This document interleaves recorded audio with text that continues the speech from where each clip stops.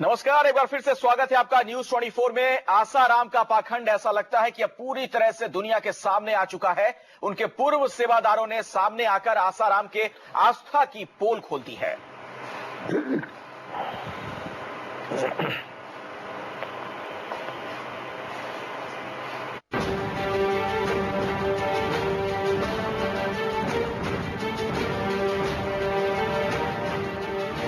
हाय हाय, मेरे को वोट दे दिए। हरिओम, भला हो हरिओम वालों का। हाय हाय।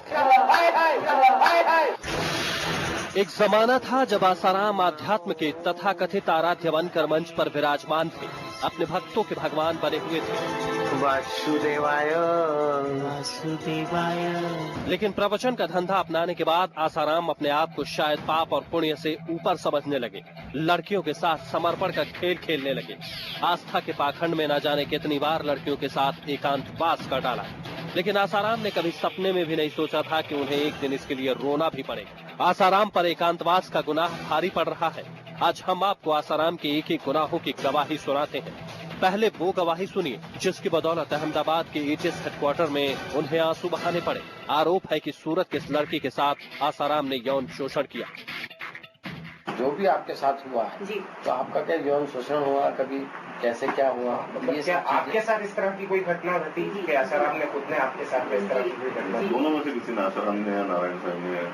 नहीं, नारायण स्वामी के कांटेक्ट में तो नहीं है, लेकिन आसाराम जी के कांटेक्ट में सही। और ऐसे कई बार अड़प ले तो उसके होते रहते थे और ऐसे शिकार भी हुए थे। बड़ी बहन के साथ आसाराम ने तो छोटी बहन के साथ नारायण साईं पर यौन शोषण करने का आरोप लगा है।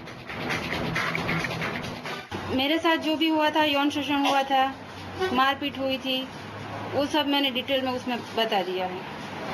किसने किया था? नारायण ने। ये कैसा है जादू समझ में न। आरोप तो यहाँ तक है कि समर्पण के खेल में अंधे होकर आसाराम ने अपने भक्तों की बीवियों तक पर बुरी नजर रखी। आसाराम के आश्रम मोटेरा गांव में, जो आसाराम का आश्रम है साबरमती का के किनारे, उसी आश्रम में मैं गया था सुबह के समय। वहीं से नहाने धोने के चक्कर में जो है, और उनके जो आदमी थे, दरबान, चौकीदार, मैनेजर वगैरह, उनके मिसबिहेव से और उनके गलत व्यवहार से वहां से हमारी पत्नी गुम हो गई। आसाराम के पूर्व साधक आरोप लगाते हैं कि जहां भी आसाराम सुंदर औरत देखते उसके पीछे लग जाते। एक बहुत बड़ी उद्योगपति थे, अभी भी हैं। उनकी पत्नी बहुत स्वरूपवान थी। एक पद्मचेड़ आश्रम की घटना है जहां उसको रात को अकेले में बुलाई गई, और जब अकेले में बुलाई गई तो वहीं उसने उसके साथ दुष्कर्म करने का प्रयोग किया। पूर्व सेवादार आरोप लगाते हैं कि आसाराम भरे प्रवचन के बीच बस लड़की तलाशने में लगे रहते। वो आंखों को इशारा करते थे ज्यादा करके, हाँ। और इसमें भी जब कोई लड़की पसंद आ जाए, हाँ, तो उसके ऐसे ऐसे ऐसे ऐसे करते थे। एक शहर से दूसरे शहर तक आसाराम के प्रवचन का सिलसिला चलता और एकांतवास का भी। पुष्कर में मैंने खुद देखा, एक अच्छी खासी स्वस्थ लड़की, मजबूत लड़की, उसको आसाराम पूरी तरह चूम रहे हैं, बाहों में लिया हुआ है, उसको चूमते चूमते अपना दरवाजा खोल के उसको अपने कमरे में ले गए। कभी आसाराम के साथ रहे पूर्व साधक बताते हैं कि उन्हें रोज 7 लड़कियां चाहिए होती एकांतवास के लिए। 6 से 7 लड़कियां चाहिए, 10 भी, उसकी इतनी कैपेसिटी है। आसाराम बहुत शानदार आयुर्वेद दवाओं का सेवन करता है, इसलिए दिन रात उसको एक लड़की से कभी पेट भरता ही नहीं। फिर क्या था, एकांतवास के लिए चेलों की फौज बना ली और ध्यान के लिए कुटिया। आसाराम ने कुटिया के भीतर एक स्विमिंग पूल तक बना रखा था। आरोप है कि वो पूल में लड़कियों के साथ नहाते थे। फिर देखा था कि जो शांति कुटिया का एक दरवाजा है, जो गैरेज में बिल्कुल उसके साथ में जो दरवाजा है, उसको जैसे ही आप अगर खोलेंगे तो इतना सा भी अगर आप खोलें तो बिल्कुल जो सीधी नजर जो पहली जाएगी आपकी, तो वो स्विमिंग पूल के ऊपर जाएगी। आसाराम के किस्से बस यहीं तक सीमित नहीं है। दूसरी लड़कियों ने भी आरोप लगाए कि आसाराम ने उनको फंसाने की कोशिश की। जरा सुनिए आसाराम की इस पूर्व साधिका की बातों को। इस पूर्व साधिका की माने तो आसाराम ने प्रवचन के दौरान ही फंसाने के लिए हाथ तक पकड़ लिया था। जब मैंने जन्माष्टमी शिविर में जब बापूजी से दीक्षा लिया था तो उन्होंने मुझे जो लड्डू का प्रसाद दिया था और फिर उन्होंने मेरी बीच वाली उंगली और मेरे हथेली को उन्होंने दबाया था और दबा करके और उन्हीं की कोई ढेल करके कोई उनकी शादी का थी जो उनके साथ अहमदाबाद में रहती है, उनको उन्होंने कुछ इशारा किया था तो वो मेरे पास आई थी और फिर बोली थी कि बापूजी को तुम पे, वो बोलते हैं बापूजी को तुम पसंद आई हो, बापूजी तुमको समर्पण के लिए बोल रहे हैं। देखिए, आसाराम की पूर्व महिला साधक खुलासा कर रही है कि आसाराम ने कुटिया की पहरेदारी के लिए भी जवान लड़कियां ही लगा रखी थी जिनकी उम्र 16 से 25 साल के बीच थी। उस कुटिया के आगे आप आकर के देखेंगे तो वहाँ पे सिर्फ आपको यंग लड़कियां ही दिखने को मिलती। तो वो लड़कियां सब रात को 12 बजे तक 1-1 बजे तक वहाँ पे लाइन लगी रहती थी। अब तो ये भी खुलासा हो चुका है कि लड़कियों के आश्रम में अश्लील MMS तक बनाए जाते थे और ठेल बंगलो ढस्सा नाम की 3 महिलाएं आसाराम के शिकार लड़कियों की निगरानी में तैनात रहती। Bureau report, news 24। और ये तमाम आरोप उस शख्स के खिलाफ लगे हैं जिसने खुद को संत कहा। दुनिया ने उसकी पूजा की, उनके समर्थकों ने, उनके जो तमाम फॉलोअर्स थे उन्होंने भगवान की तरह उन्हें पूजा। संत की पुरानी परंपरा हिंदुस्तान में है, बहुत ही व्यापक शब्द है संत। सोचिए जरा, क्या इस शब्द को, क्या इस परंपरा को बदनाम नहीं किया आसाराम ने? अखिलेश तिवारी जी से मेरा पहला सवाल है। अखिलेश तिवारी जी, आप उनके समर्थक हैं, इसलिए आपसे ही मैं समझना चाहूंगा, जो तमाम आरोप लगे हैं आसाराम पर, आप इस तरह से बताइएगा, आप उनके शिष्य या समर्थक से पहले वो इंसान भी हैं, आपकी बुद्धि क्या है? अखिलेश जी, मैं एक बात बड़ी विनम्रता से कहना चाहूंगा कि अभी तक जिन्होंने, मैं पहले ही कहा कि जिन्होंने आरोप लगा रहे हैं स्वयं वो लोग संदिग्ध हैं। हम तो मुंबई में बैठे हैं, लेकिन इन्हीं के परिवार जिस शब्दावली का प्रयोग कर रहे हैं वहां पर षड्यंत्र की बुआ है। जी हाँ, इनके परिवार बोल रहे हैं। सुनिए अखिलेश जी, मैं क्या कर रहा हूं, हम नहीं कह रहे हैं, आप नहीं कह रहे। आप उनका आरोप दिखा रहे हैं और उनके परिवार जो आरोप लगा रहे हैं वो भी दिखाई। एक बात आरोप मामूली नहीं है अखिलेश जी, इतने जो करोड़ों साधक हैं। सुन लीजिए, मेरी बात सुन लीजिए। लखनऊ से एक ऐसे शख्स मौजूद हैं जो कि लंबे वक्त तक आसाराम के साथ रहे और ये तमाम जो कुकर्म करते थे आसाराम, जो आरोप लगे हैं, उसके बचाव में बड़ी अजीब सी दलीलें भी आसाराम देते थे। सुनवाते हैं दर्शकों एक बार फिर से, बोलिए क्या कहते थे? ये ब्रह्म ज्ञानी वाला जो सेंटेंस था, जो वाक्य था, वो एक बार फिर से मैं आपसे सुनना चाहूंगा। आशाराम ने मुझे कहा, जब मैंने आशाराम से पूछा कि आप ये कृत्य क्यों करते हैं, महिलाओं के साथ, लड़कियों के साथ दुष्कर्म क्यों करते हैं, तो उन्होंने मुझे जवाब दिया, ब्रह्मज्ञानी को ये सब करने से कोई पाप नहीं लगता। उन्होंने मेरे सामने स्वीकार किया कि मैं ये करता हूं, लेकिन ब्रह्मज्ञानी को करने से ये कोई पाप नहीं लगता। तो मैंने तुरंत एक प्रश्न पूछा कि ब्रह्मज्ञानी की ये सब करने की इच्छा कैसे होती है? देखिए, जिसके जो ब्रह्मज्ञानी की ये सब करने से इच्छा कैसे होती है करने की, जबकि हम एक छोटे से साधक हैं, हम थोड़ी सी साधना करते हैं तो गहराई में चले जाते हैं। ये चर्चा अभी पहले भी हुई थी और मैं सीधा बात कर रही हूँ। अभी इन्होंने जब इन्होंने ब्रह्मज्ञानी संत की बात उठाई है, जो भी लखनऊ से जुड़े हुए हैं, तो ये जो अशोक जी हैं, अशोक जी ने कहा कि गंगा में अगर कोई अपने पाप धो लेता है तो गंगा प्रदूषित नहीं होती। गंगा बहुत प्रदूषित हो चुकी है, हमारे देश में कितनी प्रदूषित है, पाप धो धो के हम जानते हैं, और गंगा को दोष देते हैं। बात इसकी नहीं है, हम गंगा से उस कर्म का तो बिल्कुल जोड़ नहीं सकते उस चीज को। बात ये रही कि समस्या जो है कि कोई भी व्यक्ति ग्रंथों में से, कोई भी व्यक्ति हमारी संस्कृति में से कोई भी इतना जो बहुत सम्माननीय शब्द है उठा करके अपने साथ जोड़ लेता है और जनता उसके पीछे अंधानुकरण करके चल पड़ती है। ब्रह्म ज्ञानी का एक बहुत बड़ा अर्थ है, ब्रह्म सत्यम जगन मिथ्या। नहीं तो ब्रह्म ज्ञानी क्या कोई सर्टिफिकेट है जिसकी आड़ में आप सब कुछ कर सकते हैं? अगर आप पहली चीज तो ये है, एक मिनट, पहली चीज तो ये है कि यदि आप ब्रह्म ज्ञानी हैं तो आप ऐसा करना तो आपके विचार में भी नहीं आएगा, संभव ही नहीं है। छूट जाएंगे। ब्रह्म ज्ञानी यानी जो ब्रह्म वेता है, जो ब्रह्म को जानता है, जिसने ब्रह्म को देखा है और आपको दिखा सकता है, वो है ब्रह्म ज्ञानी। ठीक, इसलिए एक मिनट, और ब्रह्म ज्ञानी की बात हम करते हैं कि ब्रह्म ज्ञानी को पाप नहीं लगता, ब्रह्म ज्ञानी के तो मस्तिष्क में पाप का विचार भी नहीं आता। ठीक है, अशोक जी कुछ कहना चाह रहे हैं? नहीं बहन जी, अभी आपने एक बात कही। एक तो मैं ये कहना चाहता हूँ मीडिया के माध्यम से उन बंधुओं से, सभी मीडिया के बंधुओं से हम निवेदन करते हैं, लोगों को आसाराम के जो जिन्होंने भगवान माना ये करते हैं कि आरोप लगाना ये लोकतंत्र में सबका अधिकार है कि अगर उनके साथ कुछ हुआ है वो लगाएं, लेकिन आरोप जो लगाता है उस पर तो हम कहते हैं कि दाल में कुछ काला है, बिना चिंगारी के धुआं नहीं उड़ता। क्या जो सफाई गवाही पेश करता है उन आरोपों से, उन पर भी तुम्हें विश्वास करने की गुंजाइश रहनी चाहिए, कुछ विश्वास करना चाहिए, नहीं करना चाहिए। अगर करोड़ों लोगों में से 5 लोग आगे आरोप लगाते हैं तो मेजोरिटी भी दिखनी चाहिए। आज 5 लोग नहीं है अशोक जी, जो हर रोज लोग आते हैं।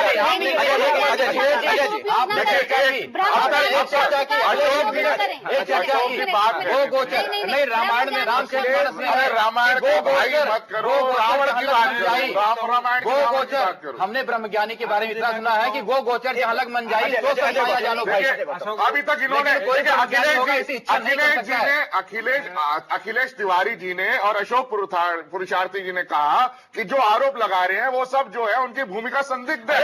आप सुनिए बात को, बात पूरी करने दीजिए। आपकी बात सुनिए, आपकी बात सुनी नहीं। आरोपियों का चरित्र में आप देखिए, जो आशाराम जी के जो सगे भाई हैं, बड़े भाई, उनका लड़का आशाराम जी के सगे भतीजे ने उन पर आरोप लगाया कि आशाराम जी ने उनका मकान हड़पा, आशाराम जी के आश्रम में उनकी पत्नी चली गई, आशाराम जी की वजह से उनका घर तबाह हो गया। वो तो उनके अपने घर के लोग हैं, वो तो उनके अपने परिवार के लोग हैं, उनमें कौन सी भूमिका संदिग्ध हो गई? बाहर के लोग तो चलो कह सकते हैं गलत आरोप लगा रहे हैं, लेकिन उनके सगे भतीजे ने उन पर आरोप लगाया उनका मकान हड़पने का और पत्नी हड़पने का। अब बोलिए अब क्या कहेंगे? वो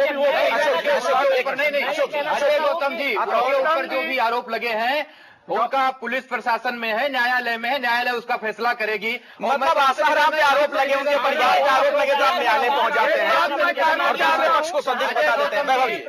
अजय भाई साहब, आप मीडिया से नहीं, आप मीडिया के बंधु से निवेदन करिए कि देश में महंगाई कमर तोड़ रही है, बड़े बड़े घोटाले हो रहे हैं। आपको पता है अशोक पुरुषार्थी उनके परिवार को अंदर कर दिया जाएगा तो देश की गिरती अर्थव्यवस्था सुधरने वाली नहीं है। उनको अंदर न किया जाए, आरोप लगे बापू जी का काम न्यायालय कर रहा है, देश ने अब तक पुलिस प्रशासन कर रहा है, सरकार की एजेंसियां कर रही हैं। अब तक हमें आपको निभाने की जरूरत नहीं है। आर्थिक भ्रष्टाचार, ये नया भ्रष्टाचार है जो आध्यात्मिक और धार्मिक भ्रष्टाचार न्यायालय में है, न्यायालय में है, जो हमारे परिवार की अजय गौतम जी को खाने लग गया, अजय गौतम जी को खाने लग गया। अब वो आर्थिक भ्रष्टाचार से निपट सकते हैं, आर्थिक भ्रष्टाचार से निपट सकते हैं, लेकिन न्यायालय फैसला करेगा। आध्यात्मिक भ्रष्टाचार है, जो धार्मिक भ्रष्टाचार ब्रह्मवेत्ता और ब्रह्मज्ञानी वो होता है जो किसी भी जातक को, किसी भी व्यक्ति को, किसी के परिवार को मानसिक संबल दे सके, मानसिक सुरक्षा दे सके।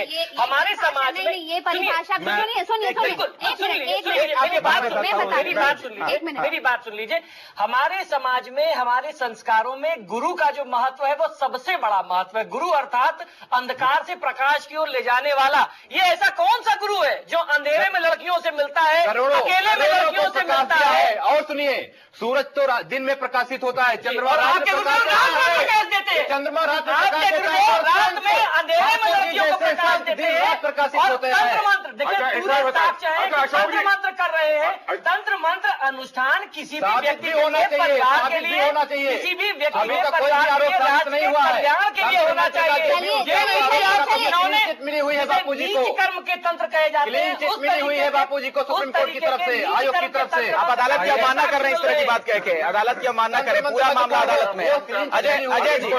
अजय कुछ कहना चाह रहे हैं, बहुत लंबे वक्त तक आप रहे हैं आसाराम के साथ। हाँ अजय, देखिए, आसाराम अपने प्रवचनों में कहा करते थे कि उमा कहूं मैं अनुभव अपना, सत्य हरि भजन जगत सब सपना। अभी जो हम लोगों ने आरोप लगाए और पूरा देश जो देख रहा है कि भी अदालत में सिद्ध होंगे तब वो प्रमाणित होंगे दोषी है या नहीं है। लेकिन मैं आपको बात बताऊं, मीडिया के पास एक छोटी सी 2 बाइट है जिसके अंदर आसाराम कहते हैं कि जुल्म की हद हो गई। ऐसा ठीक कहा उन्होंने। अब उनके वकील ने उस पीड़िता के ऊपर जो 2 तरह के आरोप लगाए कि वो मानसिक रूप से रोगी है, और दूसरा उन्होंने कहा कि वो मैं कहना नहीं चाहूंगा। अब आसाराम ने ये कहा कि जो पीड़िता है, जो बच्ची है, वो उसने मुझसे दीक्षा ली, वो मेरी बेटी, उसकी माँ ने मुझसे दीक्षा ली, उसके बाप ने मुझसे दीक्षा ली, तो वो मेरी पोती होगी। आज की दुनिया में भारत जैसे देश में जहां हम संस्कारों की बात करते हैं, तो मुझे आप ये बताइए कि कौन ऐसा पिता होगा कि जो ये कहेगा कि भी मेरी बेटी के ऊपर आप जितना मर्जी कीचड़ उछालो कोई फर्क नहीं मुझे पड़ता, लेकिन मुझे बचाओ। देखिए, आप अखिलेश तिवारी मैं इसका जवाब लूंगा। अखिलेश तिवारी है आसाराम के समर्थक, मुझे लगता है इसका जवाब उन्हें देना चाहिए। अब ऐसा व्यक्ति ब्रह्मवेता जो ये कहता है कि अब सारा जगत सपना जो था वो बिल्कुल सच हो गया। अखिलेश, जेल सपना नजर नहीं आती उसे अभी। नहीं, उन्होंने इस पर स्पष्ट कहा था और अभी भी कल उनका पुलिस के आगे स्टेटमेंट सुन लीजिए। उन्होंने कहा, जब पुलिस ने कहा कि आप इनके साथ में कुछ दुष्कर्म किए हैं, तो उन्होंने स्पष्ट कहा है मेरे बेटी जैसी है। अब इसमें हम क्या कर सकते हैं? आप कल का ये आप जलेबी बना रहे हैं जी बात की, और फिर अपने वकीलों से आप उनके ऊपर उल्टे सीधे आरोप लगवाते हैं। और उनके वकीलों ने स्पष्ट रूप से ये कहा, वकीलों ने कोर्ट में खड़े होकर आरोप लगाएंगे। जज ने उनको इस आरोप के लिए रोका है, उनको प्रतिबंधित किया है कि आप इस तरीके का आरोप से ये कहा नहीं लगा। अब हम वही कहेंगे तो वो मेरा क्लाइंट एक तरफ आप उसको अपनी बेटी और पोती बताते हैं, दूसरी तरफ आप अपने वकीलों से उसके चरित्र के ऊपर दाग लगवाते हैं। ये कहाँ का संस्कार हुआ? ये कहाँ का रिश्ता और कहाँ का संबंध हुआ? अच्छा अशोक जी, वैसे संत जमीन घेरते हैं क्या? देखिए संत जमीन, हाँ जमीन नहीं निकलती। मेरे कहने का तात्पर्य अभी एक आदमी आपके चैनल पर बैठा हुआ है, धर्म दैवीय कार्यों के लिए 450 आश्रमों की स्थापना दैवीय कार्य के लिए की है, अपने लिए नहीं की है। उनके 10 से ज्यादा आश्रमों में बुलडोजर चला, आज तक क्यों नहीं का न्यायालय? अरे बुलडोजर चला जो अगर वो जमीन को संत जमीन घेरते हैं क्या? अभी कल आशाराम जी ने अपने गौतम जी आशाराम जी ने अपने मंच से कहा, अपनी समस्त कामनाओं को त्याग दो, ईश्वर भक्ति में मन लगाओ, काम वासना पे काबू पाओ और ईश्वर आप अध्यात्म की तरफ बढ़ो। और उसी मंच पर बैठ के वो कहते हैं कि अगर आपको अपनी यौन शक्ति बढ़ानी है तो रसायन बूटी का प्रयोग करो, अर्करा का प्रयोग करो। अजय गौतम जी, चरित्र बापू जी ने जो ज्ञान दिया है उस ज्ञान का अगर आपने अपने जीवन में उतारा होता तो आप बापू जी बन जाते। ये पब्लिक है और ये पब्लिक सब जानती है। कल देखिए खबर आई थी, एक मीडिया में खबर आई थी कि गाजियाबाद में रेड पड़ी है, पुलिस की रेड पड़ी है। अच्छा ये बताइए, आश्रम में स्विमिंग पूल की क्या जरूरत? नहीं आप अपनी बात रखिए, एक मिनट। राहुल एक बात कह रहे हैं, आश्रम में स्विमिंग पूल की क्या जरूरत है? वो जरूरत में हमने स्विमिंग पूल देखा नहीं है। नहीं, ये राहुल अजय ने अपने हाथ से 10 बार उसकी सफाई की है। एक संत को स्विमिंग पूल में, आश्रम में स्विमिंग पूल की क्या जरूरत है? वो आश्रम बता सकता है, हम नहीं बता सकते हैं। कल मीडिया में खबर आई थी कि गाजियाबाद आश्रम में पुलिस की रेड पड़ी है और आश्रम को सील कर दिया गया है। ठीक है, मैं आज अभी मोबाइल पर आपको सुना सकता हूं कि आश्रम में रेड तो पड़ी थी, पूछताछ हुई है, लेकिन किसी प्रकार का आश्रम सील नहीं किया गया। इस तरह की न्यूज क्यों आती है? झूठी खबरें क्यों मीडिया में आती है? अगर इस तरह की खबर आई तो आरोप लगाया। मेरा जो सवाल है उसका जवाब आप नहीं दे रहे। आरोप आश्रम में आरोप लगाने वाले जो लोग हैं उनका क्या? मेरा छोटा सा सवाल है, आश्रम में स्विमिंग पूल क्यों? मैं स्विमिंग पूल क्यों है इसका जवाब आश्रम से पूछिए। फोन लगाइए, अजय से पूछे, ब्रेक लेना पड़ेगा। अजय जी क्यों? अशोक जी आप आश्रम के प्रतिनिधि नहीं, हम बापू जी के शिष्य हैं। आप बापू जी के और एक शिष्य और गुरु का संबंध होता है, शिष्य और गुरु का संबंध। देखते रहिए न्यूज़ 24।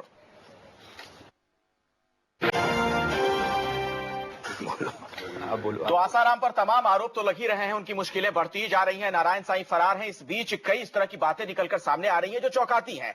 हम अभी चर्चा कर रहे हैं स्टूडियो में। इसी दौरान अजय जी एक बहुत ही महत्वपूर्ण बात बता रहे हैं जो कि आसाराम के साथ लंबे वक्त तक रहे। वो कह रहे हैं कि आश्रम में बाकायदा स्विमिंग पूल की भी व्यवस्था थी। क्यों स्विमिंग पूल की क्या जरूरत है आश्रम में? मैं आपको बताता हूँ, बहुत सारे लोग आज मुझे पकड़ करके ये बात पूछते हैं, बीच ट्रेन में बैठा हूँ तो कहेंगे भाई तुझे टीवी पे देखा है तो ये बता कि आश्रम के अंदर स्विमिंग पूल है। भाई एक साधु को क्या जरूरत है? नलके के नीचे बैठ करके नहा लेगा, नदी में नहा लेगा, कहीं भी। स्विमिंग पूल, इस बात का हमें यकीन नहीं होता है। तो मैं आपको बताना चाहूंगा कि इशार के जो लोग हैं विशेष करके उन लोगों की ज्यादा क्यूरियोसिटी है कि अभी जो साधक 4-5 दिन पहले मेरे घर आए, उन लोगों ने जब मेरे भाई ने प्रश्न किया कि भाई आश्रम के अंदर स्विमिंग पूल है, तो उन्होंने कहा कि भाई हिसार के आश्रम के अंदर भी स्विमिंग पूल मौजूद था। 2010 के बाद में कहते हैं कि उसको तोड़ दिया गया। और मोटेरा आश्रम के की जो बात है, मैं खुद उस स्विमिंग पूल की कितनी बार जो है ना हम सफाई करने के लिए जाया करते थे। और उसी स्विमिंग पूल के अंदर मैंने ढेल को, उस लड़की को जो है ना मतलब संदिग्ध परिस्थितियों के अंदर देखा। अब बात ये आती है कि भाई हमें सोने के लिए बोरी दी जाती थी। अखिलेश जी, ये भोग विलासिता की तमाम चीजें क्यों जमा की गई थी? आप फोन करिए आश्रम में अखिलेश जी के पास, इनके पास तो नंबर होगा, पूछिए उनसे। अखिलेश जी जी अखिलेश तिवारी जी, आपका मेरा सवाल है। मुझे जहां ये बता रहे हैं वो आश्रम की जानकारी नहीं है। देखिए अखिलेश जी, जहां की ये बात बता रहे हैं वो आश्रम की हमको जानकारी नहीं है। तो पता करवाइए आप फोन करके एक बार। राम भाई को फोन लगाइए, वाणी भाई को आप फोन लगा करके पूछिए आश्रम के संचालक हैं। अखिलेश जी एक बार फोन करके पूछ लीजिए, आप जानकारी ले तो लीजिए कि स्विमिंग पूल है या नहीं है। ठीक है, ठीक है अखिलेश जी, छोटे में अपनी बात रखिए, ब्रेक लेना पड़ेगा। एक चीज मैं आपसे पूछना चाहता हूं, अभी आप लखनऊ से जो साधक जुड़े हैं, पूर्व साधक, हाँ, इन्होंने चिट्ठी आसाराम बापू पे लिखा कि आप लड़कियों का ऐसा दुरुपयोग कर रहे हैं। सुनिए, ये कह सकते हैं क्या? अभी आपके मीडिया के लोगों ने बताया कि बहुत सारे जवाब दूंगा, मजबूरी है, छोटा सा ब्रेक है, फौरन लौटते हैं, देखते रहिए न्यूज़ 24।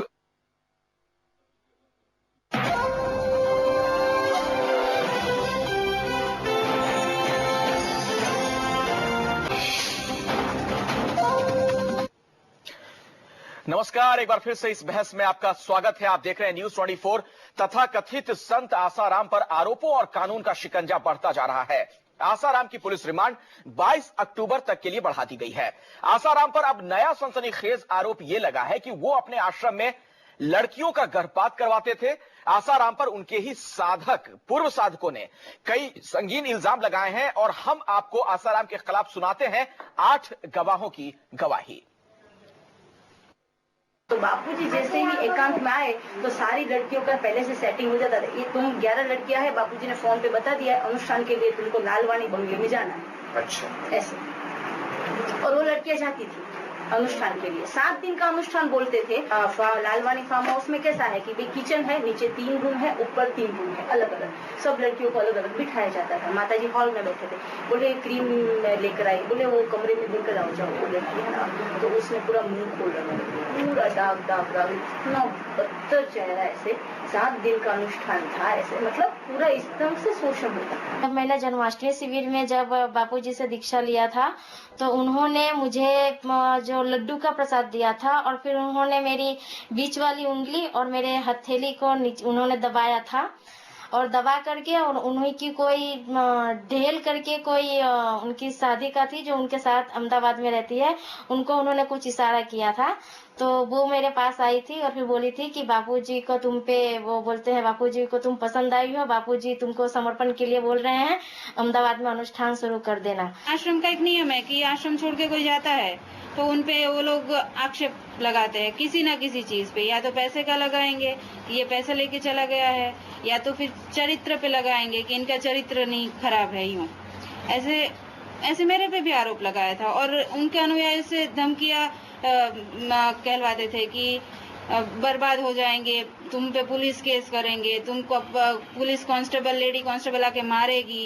रेवाड़ी के अंदर सत्संग में आशाराम, मैं वहीं पर था, तो मैंने देखा आशाराम किस टेक्निक से अपनी उंगली से ऐसे हिलाकर ऐसे जिस लड़की पे उंगली गिराई तो आशाराम अपनी उंगली से उन्होंने लड़की को चूज किया। अब मेरा ध्यान बार बार उस लड़की के ऊपर था, लड़की अंदर जाएगी, बिल्कुल सही हुआ और वहां पर आशाराम ने उसको जैसे काम पुरुष की तरह जैसे होता ना, बिल्कुल दबा लिया उसको, बिल्कुल बाहों में भर लिया उसको बुरी तरीके से और बुरी तरह चूमने लगा उसको दरवाजे के पास ही। मैंने एक दिन देखा था कि जो शांति कुटिया का एक दरवाजा है जो गैरेज में बिल्कुल उसके साथ में जो दरवाजा है, उसको जैसे ही आप अगर खोलेंगे तो इतना सा भी अगर आप खोलें तो बिल्कुल जो सीधी नजर जो पहली जाएगी आपकी तो वो स्विमिंग पूल के ऊपर जाएगी।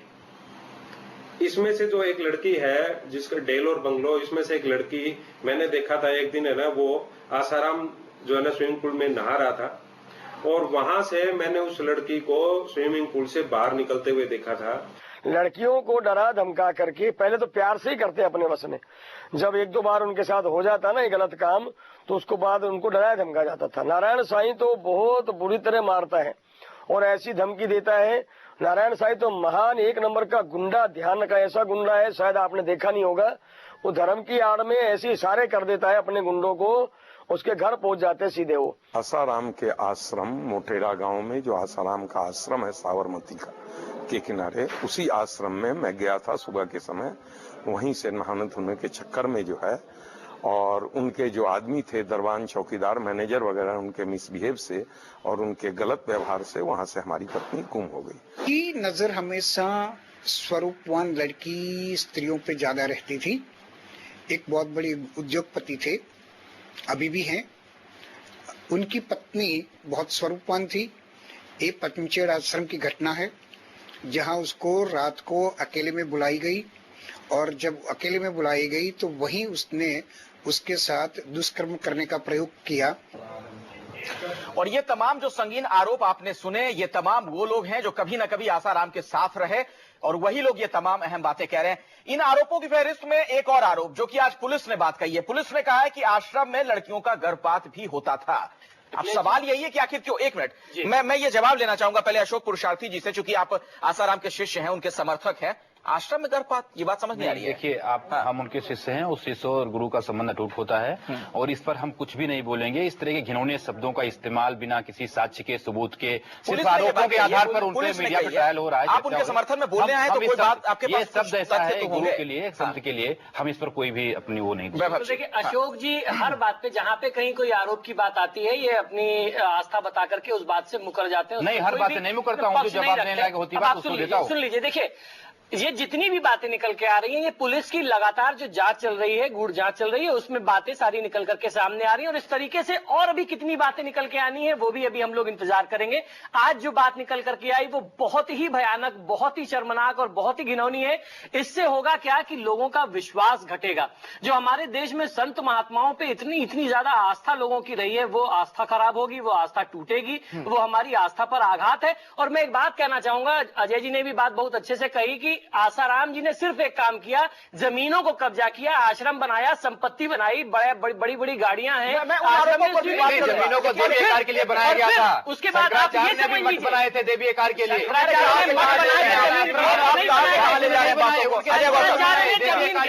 नहीं बनाए थे, आप गलत आरोप लगाते हैं। बनाया है, बनाया है बापू जी ने पर ये है कि जितने भी आश्रम है, आसाराम जी के जितने भी आश्रम है, वो इस समय में पूरी फैक्ट्री बने हुए हैं। जितने भी अनैतिक कार्य हैं, अभी अजय जी ने बताया, अजय जी इस बात के प्रत्यक्ष गवाह है कि उनके आश्रम में शराब बना करती थी। आसाराम जी प्रवचन से देने से पहले, प्रवचन देने से पहले शराब बेचा करते थे, अवैध शराब बनाते थे। सबूत भी होना चाहिए, हर चीज के साथ है, आप हर चीज के साथ है और आप उसको नकार देते हैं। पुलिस की जांच में बातें सामने आ रही है। इनके भी पेपर छपवा करके आप बताना चाहते हैं। आरोप लगाने वाले को भी चरित्र देखिए, इस पर भी चर्चा करिए, इस पर भी डिबेट करिए अशोक जी, कि षड्यंत्रकारी अशोक जी बात सुनने का धैर्य रखिए। अशोक जी बात सुनने का धैर्य रखिए। सुप्रीम कोर्ट ने एक फैसला दिया 1998 में, ITDC versus union of India, MC Mehta के मैटर के अंदर, जिसमें ये कहा कि ये जो रिज रोड की जमीन है, ये जंगल की जो जमीन है, इस पर कोई भी निर्माण नहीं किया जा सकता। ये जो जमीन है, ये रिजर्व है पशु और पक्षियों के लिए। आचाराम जी ने इंसानों की जमीन तो घेरी, उन्होंने उन जंगल के पशु और पक्षियों की भी जमीन घेर दी।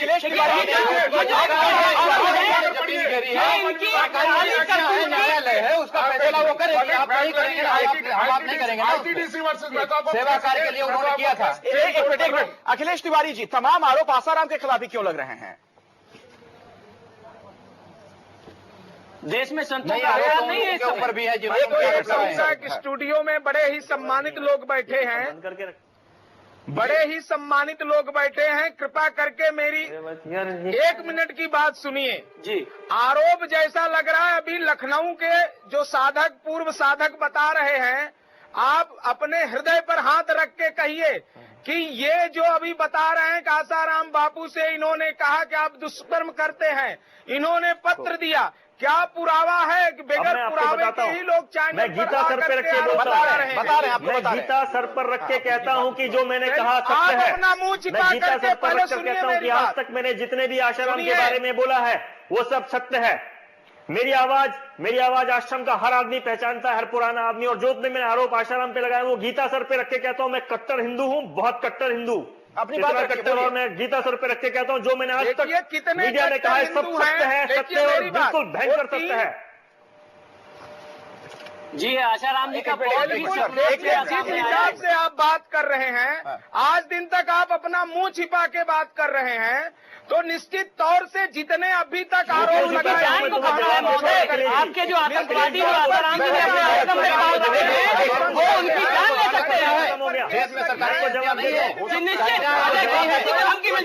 नहीं है, आप उन्हें सुरक्षा दोगे? FIR कराने के बावजूद जितना है तो ऐसे आरोप लगाने पर क्या कहा जाए? मैं जोधपुर जाकर सुनो अखिलेश जी सुनिए, मैं जोधपुर जाके कोर्ट में पुलिस को मैं बयान दे चुका हूं 164। मेरे को आपके सामने चेहरा दिखाने की जरूरत नहीं है, मैं कोर्ट में कर चुका हूं पुलिस के सामने 164। मैं सूरत भी जाने वाला हूं, इसलिए आप निश्चिंत रहे मेरे फोटो के चक्कर में। मैं एक चीज जो यहां बोली सबकी चीज सबको सब बयान मैंने वैसे के वैसे वहां दिए हैं, निश्चिंत रहे।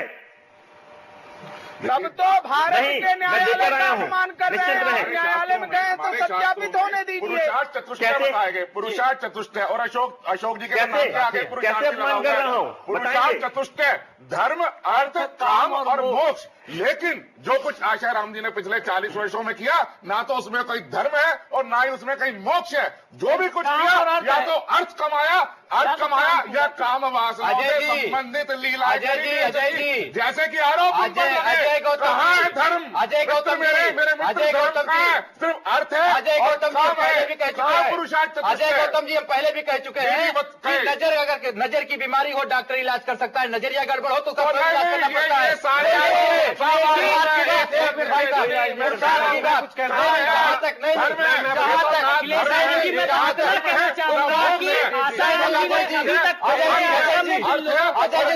हमारी बात बोलने वाला हूँ भाई साहब, के माध्यम अरे क्यों अपनी बात क्यों बोल रहे हैं, क्यों डाल रहे हैं? आपका टाइम नहीं है ये। मैं पुरुषार्थ की बात बोलता हूँ। पुरुषार्थ में धर्म अर्थ काम और मोक्ष होता है। सबसे पहले धर्म आता है। बापूजी ने साधना की और आध्यात्मिक ज्ञान प्राप्त किया। धर्म के बाद 1 मिनट, उसके बाद जो भी अर्थ समाज ने उनको आरोप तो सारे धर्म धर्म पहले उन्होंने किया, उसका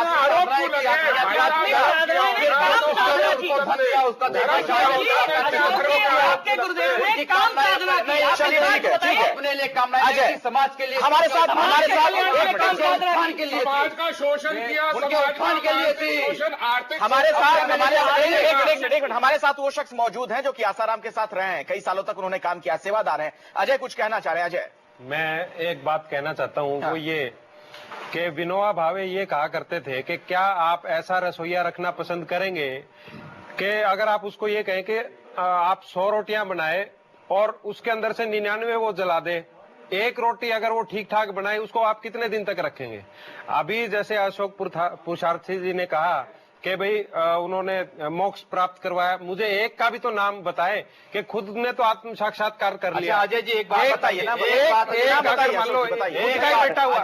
जी एक बात बताइए जी, एक बात बताइए कि आप क्या करने आश्रम में गए थे? आश्रम में क्यों समर्पित हुए थे? क्या उद्देश्य था उसके पीछे आपका? उद्देश्य मेरा सिर्फ एक यही था कि मुझे भी परमात्मा की राह के ऊपर चलना है।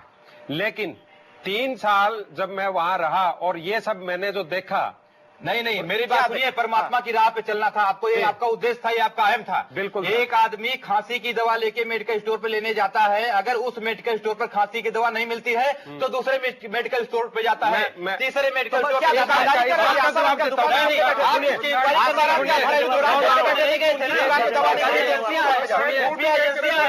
करना चाहिए वहाँ हो जाता है।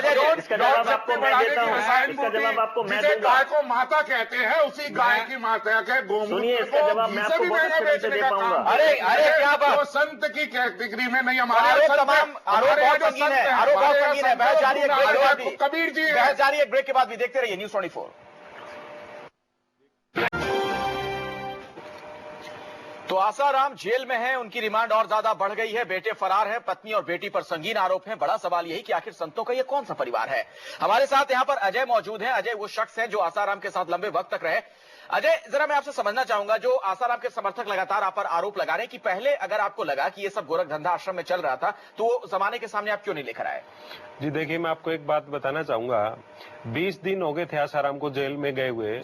तब एक न्यूज चैनल पे उन्होंने इंटरव्यू दिया था और उसमें ये कहा कि आपको 20 दिन हो गए हैं तो आपको अब सुध लेने की आपको समझ में आई है। तब नारायण, जो कि अपने आप को महायोगी कहता है, उसने ये बयान दिए थे कि 20 दिन तक मैं ये नहीं समझ पाया कि ये हो क्या गया। मैं रात को सो नहीं पाता था, दिन में मुझे जो है ना खाना पीना और ये सारी चीजें मेरी छूट गई थी। किसी तरह कोई धमकी भी दी गई थी? मुझे जी कोई धमकी भी? हाँ, अभी 5 दिन पहले ही मेरे घर पे आए थे आसाराम के करीब 8-10 समर्थक, और वो मेरे पेरेंट्स को ये कह रहे थे कि आप हमें एक वीडियो क्लिप दे दीजिए कि हमारा बेटा जो है किसी के बहकावे में आ गया था, और तब उसने जोधपुर जाकर के बयान दिए और मीडिया में आकर के कह रहे हैं। अखिलेश तिवारी जी, आपसे मेरा सवाल है, अभी ये देखिए, समर्थक हैं आपके गुरु, उन्होंने वो कहते हैं कि बयान को क्या आज, तो फिर ये हथकंडों की क्या जरूरत है? ये सब जो हथकंडे उनके शिष्य अपना, उन्होंने विशेष रूप से कहा कि आप बयान जाकर के नहीं देंगे आगे। नहीं, मैं कह रहा हूं अखिलेश जी, हम लोग तो दबाव देने गए नहीं है। जो मीडिया में आ रहा है, अजय से लेकर के जितने लोग लगा रहे हैं, गोपाल दास जेल जाने तक की बात आ रही है।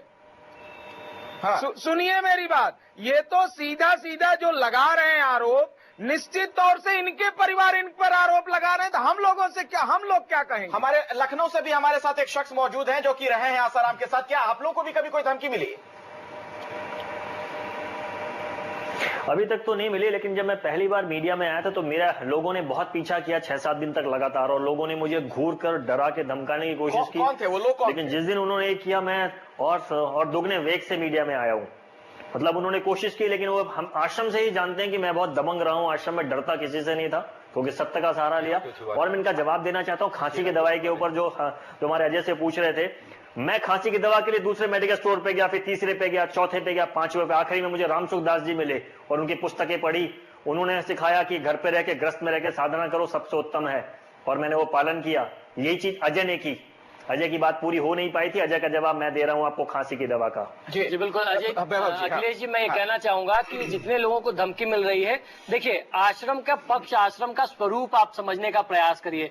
आश्रम में जब तक पहले कोई भक्त जाता रहा, परिवार के साथ जाता रहा, तो उसकी पत्नियों को, उनकी स्त्रियों को प्रभावित किया जाता था बाबा के नाम से, और तथाकथित जो उनका पुत्र है उसके नाम से सम्मोहित किया जाता था, महिमा मंडन करके उसको बाबा के पास भेजा जाता था। अब जब वो लोग बाहर निकल आए, अब अजय जैसे लोग बाहर चले आए, जो भाई साहब लखनऊ से जुड़े, तो इनको धमकी दी जा रही है। अशोक जी, कभी और बात अपनी रखिएगा, वक्त इतना ही है। आप तमाम मेहमानों का इस चर्चा में शिरकत करने के लिए बहुत बहुत शुक्रिया। एक छोटे से ब्रेक के लिए हमें रुकना पड़ेगा, लेकिन अपने दर्शकों को बता दें कि ब्रेक के बाद आप देखेंगे हमारा खास कार्यक्रम। हमारे मैनेजिंग एडिटर अजीत अंजुम ने खास बातचीत की है शोभन सरकार के शिष्य ओमी बाबा से। खजाने का क्या है रहस्य, देखिए कुछ ही देर के बाद न्यूज़ 24 पर।